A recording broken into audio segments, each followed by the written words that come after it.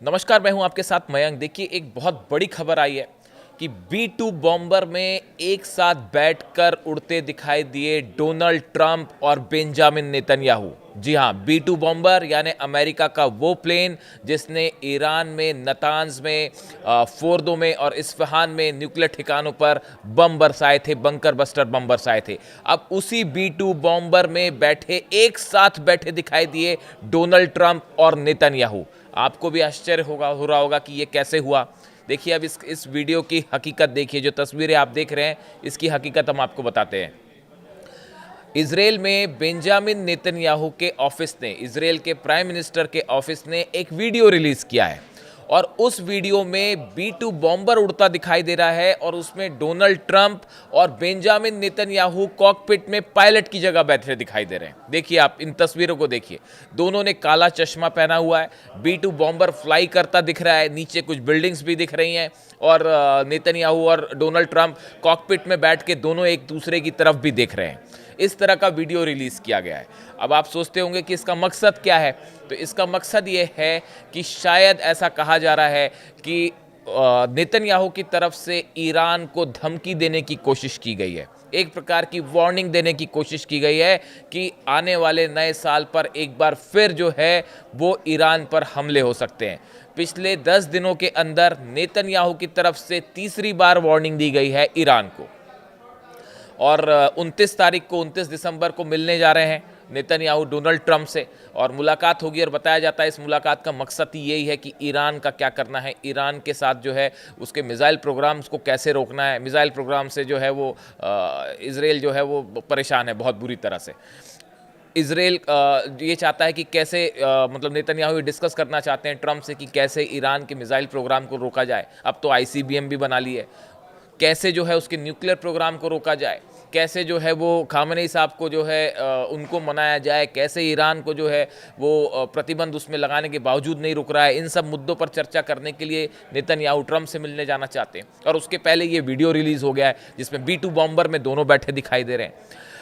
अब देखिए, इसको लेकर जो है ये वीडियो कल रिलीज़ किया गया। अब कल क्यों रिलीज़ किया गया साहब? क्योंकि 6 महीने हो चुके हैं वॉर को। जो 12 दिन की जंग हुई थी उसको 6 महीने हो चुके हैं और उसके मौके पर जो है उसको मार्क करते हुए बेंजामिन नेतन्याहू के ऑफिस ने इसे रिलीज़ किया वीडियो को और नीचे लिखा ऑन आवर विक्ट्री लैप। इस तरह का word on our victory lap उसमें नीचे लिखा हुआ है। अब ये वीडियो जो है सोशल मीडिया में तेज़ी से वायरल हो रहा है। अब वायरल तो हो रहा है, अब ये वीडियो ईरान भी पहुंचा। ईरान के लोगों ने भी देखा ये वीडियो कि डोनाल्ड ट्रंप और बेंजामिन नेतन्याहू दोनों एक साथ प्लेन में बैठे हुए हैं और ये वीडियो रिलीज़ किया गया। इस तरह से AI जनरेटेड वीडियो है, ये AI जनरेटेड वीडियो है, असली वीडियो नहीं है, AI जनरेटेड वीडियो है।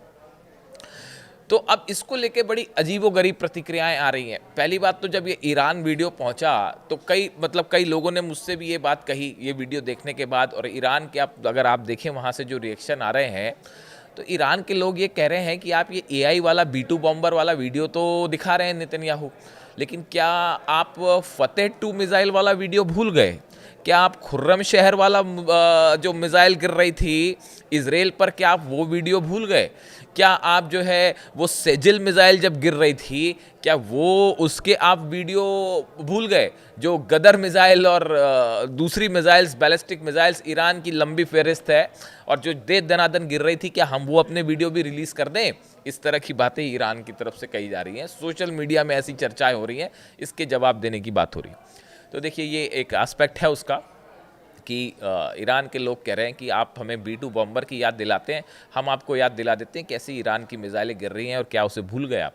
इस तरह की बातें हो रही हैं। लेकिन देखिए, ये जो कुछ हो रहा है पिछले 7-8 दिनों में, देखिए नेतन्याहू की तरफ से 3 बार ये धमकियां आई ईरान को लेकर अलग अलग मौके पर और अब उन्होंने बड़ा साफ कहा है कि अगर ईरान अपने प्रोग्राम को कंटिन्यू करता है तो इजराइल और अमेरिका हमला कर सकते हैं। इस तरह की बात अब साफ साफ कह दी है नेतन्याहू ने। हालांकि ये सब जानते ही थे।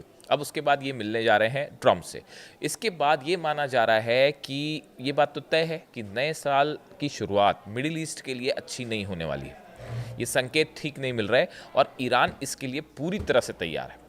ईरान की आर्मी, ईरान की एयरफोर्स, ईरान की नेवी पूरी तरह से तैयार है। और जो मैं अगले वीडियो में एक बड़ा खुलासा करूंगा आपको। देखिए, आप तक खबरें लाने के लिए हम मिडिल ईस्ट के जितने अखबार हैं, जितने वेबसाइट्स हैं, उसको खंगालते हैं, चाहे वो ईरान हो, चाहे लेबनान हो, यमन हो, इज़राइल हो, आसपास के जितने बड़े रूस के अखबार क्या कह रहे हैं, फ्रांस के क्या कह रहे हैं, ब्रिटेन के क्या कह रहे हैं, अलग अलग खबरों को लेके सऊदी में क्या बातें हो रही हैं, इनके सोर्सेज से हम बड़ी मेहनत से इस खबरों को जुटाते हैं, उसके बाद उसका एनालिसिस आप तक पहुंचाते हैं जब हमको लगता है कि इसमें दम है। मैंने वीडियो बनाया था कि सुखोई प्लेन्स जो हैं वो रूस ने दे दिए हैं ईरान को, और इसको लेके कई बार सवाल भी उठे कि क्या ऐसा है या नहीं है। मैं आपको पहली बार वो प्रूफ बताऊंगा कैमरे पे कि कैसे ये बात की पुष्टि होती है, कि क्यों इस बात पर विश्वास किया जाना चाहिए कि वाकई रशिया के सुखोई 35 जेट्स ईरान पहुंच चुके हैं। इसको लेके ईरान में कुछ एक बड़ा हलचल हुई है, अलग से हम वीडियो करेंगे जो इस बात का सबूत है कि रशिया के F-35 जेट्स तेहरान पहुंच चुके हैं। इसके बारे में हम अलग वीडियो करेंगे। खैर, हम वापस आते हैं B2 बॉम्बर वाली स्टोरी पे। तो देखिए, ईरान इस बात के लिए पूरी तरह तैयार है। खामेनी साहब ने साफ कह दिया है कि ना न्यूक्लियर प्रोग्राम को लेकर किसी तरह का समझौता होगा। जो आप कह रहे हैं एनरिचमेंट रोक दीजिए, कोई समझौता नहीं होगा। ईरान के मिसाइल प्रोग्राम को लेकर कोई समझौता नहीं होगा। मिसाइल प्रोग्राम पर बात भी नहीं होगी, ईरान ने साफ कह दिया है। और ईरान के विदेश मंत्रालय अब्बास अराक्ची साहब ने भी ये बात साफ कह दी। अब देखिए, अभी यहाँ पे मामला असल में न्यूक्लियर से ज़्यादा ईरान की मिसाइलों को रोकने का है। जहाँ तक मैं समझ पा रहा हूँ कि इस समय अमेरिका और इजराइल के सामने, खासकर ये 12 दिन की जंग के बाद, जो बड़ा खतरा लगता है इनको, वो ईरान की मिसाइलों से लगता है। और ईरान ने अपनी इसको जो मिसाइल्स है ऐसे डिटरेंस की तरफ इस्तेमाल किया, और तेज़ी से मिसाइल बन रही हैं। और एक्चुअली हकीकत यह है कि कोई वाकई बाहर ये जानता भी नहीं है कि किस लेवल पर मिसाइल बन रही हैं। और सिर्फ मिसाइलें ईरान में नहीं बन रही, ईरान की मिसाइलें नॉर्थ कोरिया में बन रही हैं, चाइना में भी बन रही हैं, और हो सकता है रशिया में भी बन रही हों। ये रूल्ड आउट नहीं है। बड़े सारे डिफेंस एक्सपर्ट इस तरह की बात करते हैं कि ईरान ने एक अपनी बड़ी प्लानिंग करी है तीनों चारों देशों के मिलके साथ, कि अगर अगली बार हमला होता है तो क्या करना है। और बड़े सरप्राइज देखने को मिलेंगे आपको। जो लोग मेरे दर्शक हैं जो मेरे बातों पे सवाल भी उठाते हैं कई बार कि आपको कैसे पता, आप पेपर प्लान पर लिख लीजिए। अगर अब की बार ईरान के साथ जंग होती है इजराइल की, तो ईरान ऐसे बड़े बड़े सरप्राइज देगा ना कि आप भी हैरान रह जाएंगे। चाहे वो मिसाइल्स के मामले में हो, चाहे वो फाइटर जेट्स के मामले में हो, चाहे वो डिफेंस सिस्टम के बारे में हो। जो ये कहा जाता है ना कि रूस से आया या नहीं आया, आपको कैसे पता, तमाम सवाल उठते हैं। आप जंग होने दीजिए। हमने आपको सबसे पहले, जब पिछली बार 12 दिन की जंग हुई थी, मैंने आपको बताया था, अपना ही मेरा खुद का वीडियो, कि 48 घंटे के अंदर हमला हो सकता है। 48 घंटे के अंदर हमला हो गया था। जब पिछली बार ईरान ने स्ट्राइक करी थी, जो जिस तरह से इजराइल की हमले हो रहे थे लगातार लेबनान में, और वहाँ पे निशाना बनाया जा रहा था हिजबुल्ला लीडर्स को, उसके बाद भी हमने कहा था कि ईरान ज़रूर बदला लेगा। ईरान ने 180 मिसाइल दागी, एकदम एक्यूरेट खबर थी। हमने आपको बताया था कि मोसाद का हेडक्वार्टर कैसे उड़ाया ईरान ने। हमने आपको बताया था IT पार्क्स में कैसे मिसाइल गिरी। सब खबरें सही साबित हुई। पूरी दुनिया ये कह रही थी अली खामेनी साहब को हटाने की कोशिश हो रही है, उनको टारगेट किया जाएगा। तब हमने ये वीडियो बनाया था कि ईरान को ना आप हरा पाओगे, ना अली खामेनी साहब को हटा पाओगे। और देखिए, दोनों चीज़ें सही साबित हुई। आज भी अली खामेनी साहब सत्ता पर हैं और आने वाले दिनों में भी रहेंगे। ईरान के हारने की बात है, कई बार इस तरह की बातें हुई, पहले भी हुई। मैं ये कुछ जवाब देना चाह रहा हूँ अपने कुछ दर्शकों को जो कई बार सवाल उठाते हैं। मैं उनसे यही कहना चाहता हूँ कि जो रिसर्च हम आप तक पहुँचाते हैं, जो वीडियो बनाते हैं, ये बड़ी एनालिसिस की बात पहुँचाते हैं। तो इसमें, और इसीलिए वजह यह है कि बार बार खबरें सही साबित हो जाती हैं। खैर, तो अब देखिए, ये ईरान ने अपनी तरफ से 3-4 सेक्टर्स में बड़ी तैयारी कर रही है डिफेंस। और ये हम नहीं करें, ये तो इजराइल में चर्चा का मुद्दा बना हुआ है। इतना ज़बरदस्त मिसाइल मूवमेंट हुआ पिछले 3 दिनों के अंदर। पिछले 72 घंटों के अंदर ईरान ने इतने बड़े स्तर पर मिसाइल मूवमेंट किया है, खुफिया स्तर पर, कि मोसाद और CIA दोनों की नींद उड़ गई। और इसीलिए बार बार जो है इजराइल के जो सेना प्रमुख हैं, वो ये कह रहे हैं कि भाई ये मूवमेंट हो रहा, कहीं हमला तो नहीं कर रहे हम पे। ईरान हमला नहीं करेगा, डरने की बात नहीं। ईरान कभी पहले किसी पे हमला नहीं करता, मतलब मेरी जानकारी में तो नहीं है। तो अब देखिए, ईरान में बड़ा मिसाइल डेवलपमेंट हुआ है। कहाँ कहाँ पे मिसाइल्स तैनात की जाएं, कौन सी मिसाइल्स तैनात की जाएं, 2000 रेंज वाली मिसाइल कहाँ होगी, 2500 रेंज वाली कहाँ पे होगी, जो ICBM नई बनाई गई है कंफर्म है खबर, उसको कहाँ डिप्लॉय करना है, उसका वर्जन जल्दी से जल्दी कैसे सेना को दिया जाए, कहाँ पे शॉर्ट रेंज मिसाइल्स तैयार होंगी, पूरे ईरान ने अपने पॉइंट्स जॉट आउट कर लिए हैं कि कहाँ कहाँ से इजरायली जेट्स अंदर आते हैं, कहाँ से अमेरिकन जेट्स अंदर आ सकते हैं, वहाँ मिसाइलें तैनात हो गई हैं। बात नंबर 1, ये मोसाद भी जानता है, CIA भी जानता है, नेतन्याहू भी जानते हैं, इसीलिए परेशान है।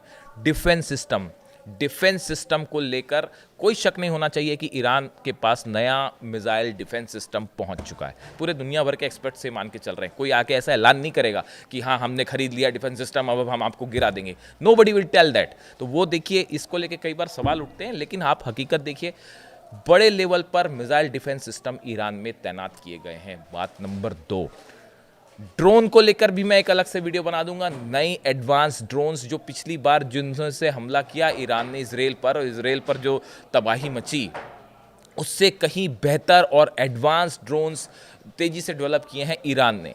उनकी पोजीशंस भी तय कर दी गई है, यानी मिसाइल्स की पोजीशन, डिफेंस सिस्टम की पोजीशंस, नए ड्रोन्स की पोजीशंस और फाइटर जेट की तो अभी बात ही छोड़ दीजिए। फाइटर जेट्स को लेकर तो ईरान इतना बड़ा सरप्राइज़ करेगा जिसको शायद अभी तक बहुत कम लोगों तक खुफिया एजेंसीज जो हैं वो इस बारे में जान रही हैं कि ईरान ने अमेरिका से और शायद हो सकता है चाइना के भी फाइटर जेट्स मिल जाएं आपको अगर हमला होता है तो। और ये बात सब समझ रहे हैं। शायद यही वजह है कि पिछले 6 महीने में नेतन्याहू की तरफ से बार बार थ्रेट क्यों आ रहा है। समझिए इस बात को, पिछले 6 महीने के अंदर जिस स्पीड से ईरान ने अपना डिफेंस सेक्टर मजबूत किया है और बड़ी खामोशी से किया है, कोई बयानबाजी नहीं, वो है ना कि कोई दिखावा नहीं, कोई बयानबाजी नहीं।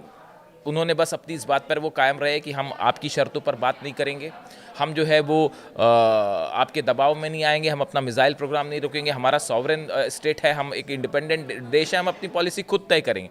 आप इन बयानों को देखिए, बहुत ही रिस्पॉन्सिबल नपे तुले बयान है, एक रिस्पॉन्सिबल स्टेट की तरह बयान दिए हैं ईरान ने।